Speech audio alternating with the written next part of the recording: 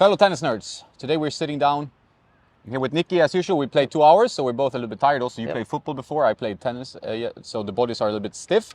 As are some of these rackets, not too stiff overall. We did try a bunch of different rackets. We're going to talk through them today. The first ones that you haven't seen on the channel before is this Dunlop CX. That's the Dunlop control line. I got 2 rackets from Tennis Warehouse Europe for test. One was the 200, which is a series we both like, you know, from the aerogel to the hot weave, muscle weave, all these. Yeah, they used to be very nice rackets. Very nice rackets. Felix Mischker is playing with this one from Tennis Brothers, a buddy of mine. CX 400 Tour is more of their speed MP. It's like a 300 gram 1619 racket, not too stiff, a little bit more power from that one. Okay, so if we start with this one, it had an interesting specification, Nicky. Yes, there was extremely headlight in the sense that there was no swing weight in it at all whatsoever. And the balance for me is fine, but the head was just completely empty. So it was, I would say, verging on unplayable. Yeah, I would say, because for the style of racket, it should be like a heavy hitter style frame. Yeah, you need to have some game to play with this. I would say, yeah. It was virtually unplayable. I think there was nothing in the head. You had to sort of overswing and over hit to even and start your swing late to even try and get anything in the ball. Yep. So you couldn't slice with it, couldn't block the ball. It was not the best experience. So I measured this before. I strung both of these with Hyper G round at 125, 24, 23, mains 24, and it was below 300 swing weight on the machine. I measured it several times as well. Yeah. So it's important. Like, one of these rackets should be unstrung around 300, I would say. That would be a good spec for this one. Exactly. Like 325, 330 with strings. Yeah. So this one has no stability, as Nikki pointed out, and you needed to swing. Like, if you swing for the fences on every shot, I mean, you might make some good balls. But if someone puts a lot of pressure, it was unplayable. I'm gonna customize it, and for a full review later on, try it with a bit better specs. But I'm not the only one who's gotten this. I think my buddy from Tencom, another YouTube review channel, he said he also had like 268. I measured it unstrung. And so Dunlop, you need to really get better with your quality control. However, if we take the 400 Tour, which is a little bit more of a easy racket to use, more forgiving, more for the general player, I would say. This one's 320 strung with the same strings, so this was a good spec. And what did you think? Yeah, I liked it very much, actually. This was, of all the rackets I hit with today, it was probably my favorite in terms of something a little, not even different, but it was just, I like the pretty sort of, not chunky, but like full feeling, kind of box beam-ish. So it feels nice in the hand, and the ball really went. Your serves were very good. To be fair, like this, if you like a traditional racket but you want more power, it has the shape of a traditional racket. You don't have exactly. This strangeness, you know? No, it doesn't look like a frying pan or something weird. So this was actually very good. You know, it was kind of similar probably to the 100D, the Percept 100D, like something in that similar kind of more powerful but still player-ish feeling racket. I think those 2 rackets are very good. Both of them. So this I enjoy very much. This was worth. I definitely recommend if you have the chance to try this. It was. Straight off the shelf, I guess. No, you didn't do anything to it. Yeah, you didn't need to customize it. No, you could hit flat, spin, was nice on the volleys, serve was great. So, this I enjoyed actually playing with a lot. Very balanced racket. Did everything pretty much well. Sadly, I mean, this would probably be a good racket with the normal specs, although for most players, you need to have games to play with these. That's been my opinion overall. I know that some of you love control, and then this could be good, but you need to make sure that you get it either customized or to the standard spec, because this, it's not playable. No. But I think you have to customize it so much to make it worthwhile, because why battle to use it when you could use something easier and better? I agree. You know, why suffer? You know, when you could pick up this or something else in the similar sort of range. That gives you a bit more, So, no, but the 400, what's the difference between the 400 and the 400 Tour?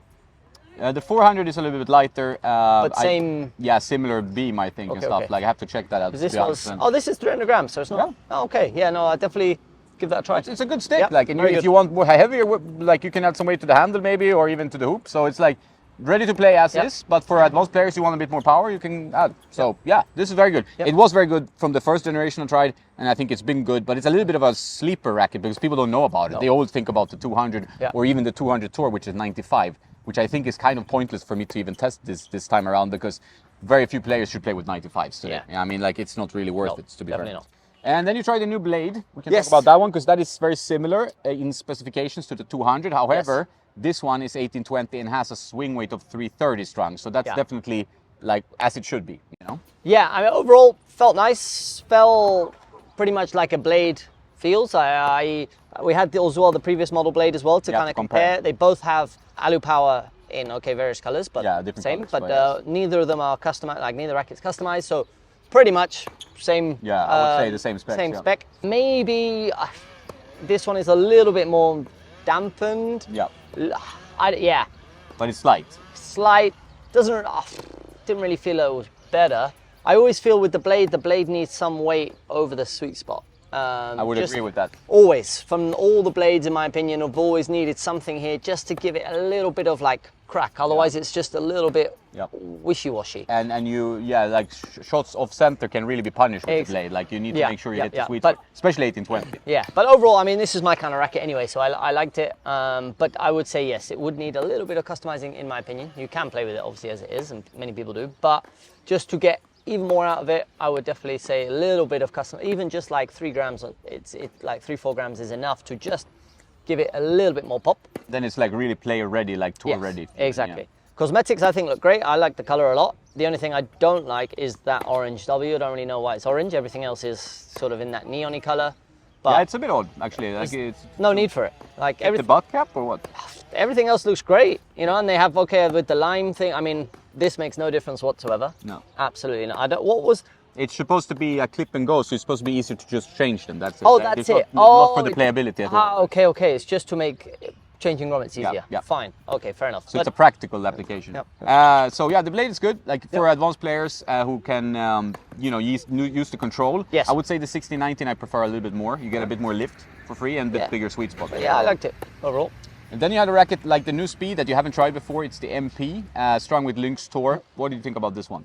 Is that standard specs actually? Yeah, I was not a fan at all, to be honest. It's with all the other rackets. So we played a set where every 2 games I changed racket, and with each one I knew how to adapt to it. Yep. But this one I had honestly no idea. Yep. Whether it was more powerful, whether I needed to hit more spin, whether I needed to do something different. I had no idea what it was. It was like just had no connection with the racket whatsoever. I can't really tell you it's bad. I just can't. I can tell you it's not good in my opinion. You know, there's nothing like I couldn't why I'd need to recommend this to someone. That's my problem. And obviously players do play with it, so some generation of Speed.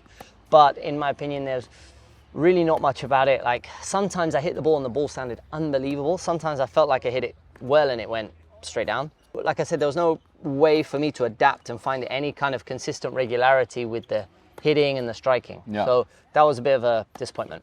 Yeah, I did like the Pro a lot more. I thought like that with the 1820. You haven't tried that yet, but this one, I just struggled to find exactly the audience, and I would prefer the 400 Tour to be fair over that one. That would just be my opinion. But yeah, that was not your favorite one. No, and the one you played the worst and also with, this like matte paint. I mean, this was done by Wilson already like 5 years ago. Yeah. You know, it has. And Diadem, I guess. Yeah. And Diadem, yeah. I don't think there's no real improvement in hand feel with this. I feel like it's like a little bit papery, so if you have like dry hands now in winter, like it doesn't feel so nice to grip. And I can guarantee after you use it for a happened with all the blades, like it wears off like on the edges. So it was, and also I don't really think it's a great looking racket. No, I'm not a huge fan of that. Like I think the previous, like the black previous generation with complete black and like gold lettering was spot on. Like you just stay with No, that. Exactly, and maybe even like if the white had been glossed to create a bit of contrast, I don't know, just feels a bit rushed and a bit Yeah. Oh, they have a lesson. Oh yeah, sorry. We're off. We've changed location. We changed location. We got kicked off the court. Yeah, it happens when you're on a tennis court and there are coaches coming. We were on to talk about a Clash 98 Pro that was never released. It's 1820 and it has a 22mm beam. It's more up your alley because it's like a 330 swing weight, pretty hefty in the head, almost balanced. And you played pretty well with this one. Yeah, played fine with it. It was good. I mean, you can see that it's an 1820, but it's a very dense pattern, so I didn't really get much out of the racket. When I hold it, it feels like it should be a power-ish racket, but there was no kind of like, boom. No. It stays a long time in the string. The feeling was good, but I don't think anybody's missing out from the fact that it's not been released, to be honest. I would agree. I think the way Wilson realized they did add an extra cross string to the version 2 Clash, actually. So they went 1620, which I think makes sense. Yeah. 1820, it's a little bit flat, yeah. And also, thinner beam, and like, just because it's a Pro stock doesn't make it good. No. I mean, like, that's the thing. I think I got a comment on one of the videos recently that one guy said, well, it's clear that when we or other players on the channel are testing pro stocks, it's never a wow experience, because like this racket is made for the pro. It's not made for anyone else really. No. So like people think, oh, if I play with Djokovic's racket, I would play 10 times better, but it's not true. No. So, probably worse. Yeah, I was fine. I played fine with it. It was nice, but it was not like, ooh. No, it's not a wow racket. It's nice.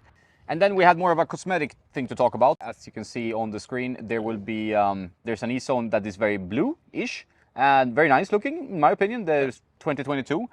And they decided not to update the layup of the racket or the mold. They just updated the cosmetic, and they did it by adjusting one of the sliders in Photoshop a little bit. Pretty much, yeah. They just put the darkness down.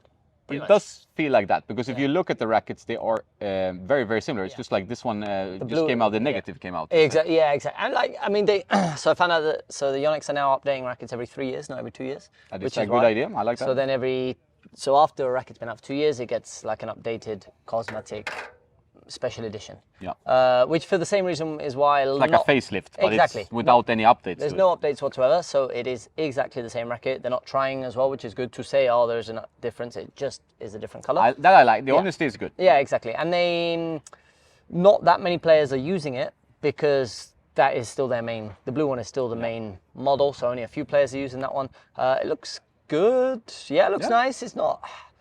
Yeah, I don't think it's not wow. I like this part here. I preferred the Galaxy. Galaxy Black was nice. Yeah. Galaxy Black. I don't mind this. It was a little bit crisper. Feels a little bit like maybe unnecessary. To be fair, I've talked to Tennis Warehouse Europe about this. They've already almost sold out of all these rackets. Like people love a black racket. Like that's generally it. Yep. Even if it's just like a slightly cosmetic difference. A black racket is gonna sell, and like if they did this for the Percepts, which I think are not my favorite looking rackets, I think they will do really well. Very good. Yeah, I mean, also the good thing with them, it just being a color difference, is that for many people that have, I don't know, 2 of the Ezones, they could buy the black one, still use it exactly the same as all their other ones. It's because it is identical, just black. So it's not like, oh, do I need to then buy 2 of them, because to replace my old ones, you can just kind of add it to what's already there. That's true. Yeah. I think it's good to have a longer, like you don't need to update a racket line every 2 years, because at some point you run out of ideas, you know, and the racket starts getting worse. And if this is already a fantastic racket, both the Ezone 98 and the 100, so there's not really that much I would say I would do differently. So I like that they, like, okay, in 3 years we'll do something different. Exactly. It will be quite different. Yeah, exactly. And then it's I think it's well thought out. Yep. Yonex do it well. We both like the Eclipse 4. It's become my standard shoe. Yeah, I've been using it for a long time. I have no feet pain ever anymore. No. Both hard and clay, super stable, relatively low profile. They feel like fast on them. Like they feel like a pretty good balanced shoe. It's not like too clunky, not too fast where it hurts you. No, and I feel like sliding, and you feel safe sliding. Like some shoes you feel that like it's gonna wobble over a little bit. Topple over. So I like it very much. Overall, that was it. So favorite racket of the day, probably the Dunlop 400 Tour, I would say. Yep. It was the nicest surprise. Best playing frame. Yep. And for I think you guys watching, different levels obviously, but a lot of rec club level players, I think that the CX400 Tour is one of those that you should really consider, because it goes under the radar, but it actually performs really well. Exactly, you get that extra pop on the ball. It still has nice feel. Yep. So give it a try. And it's less stiff than, for example, Ezone or Pure Drives and stuff like that. So that was good. Thanks, Nicky, for joining. I hope you enjoyed the video. Please subscribe and watch more videos. Have a nice day, and don't forget to play some tennis.